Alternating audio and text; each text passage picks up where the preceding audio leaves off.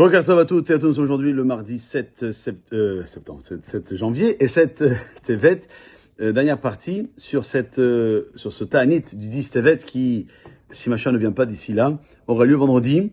Hier, nous avons donné les horaires d'entrée, de début et de fin de jeûne pour Israël,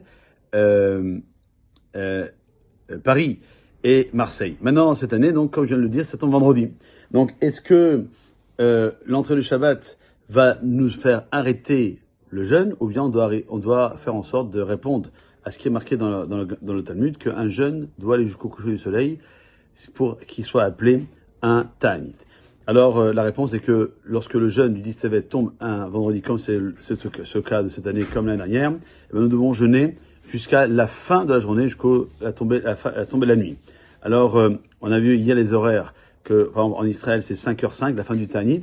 Même si Shabbat rentre à 4h30, eh ben, nous jeûnerons entre 4h30 et 5h05. Cependant, pour éviter que ce soit, que la tefila dure plus longtemps ou bien qu'elle finisse plus tard, et qu'on a une interdiction de jeûner, eh ben, nous devons faire en sorte de prier le plus tôt possible.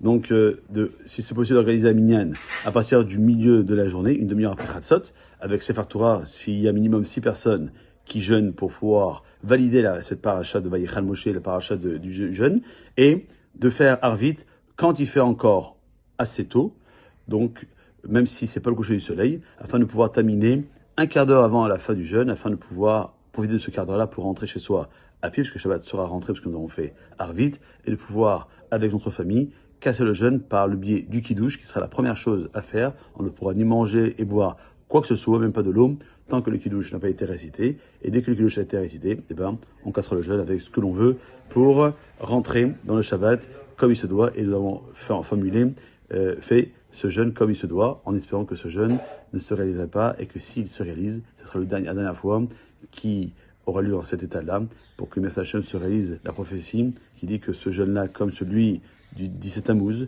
comme celui du 3 Tishri et celui du 9 Av, soit Message Hashem très rapidement, des jours de joie et d'allégresse pour tout le peuple d'Israël. Amen. Ken Yirah Son. Passez une bonne journée.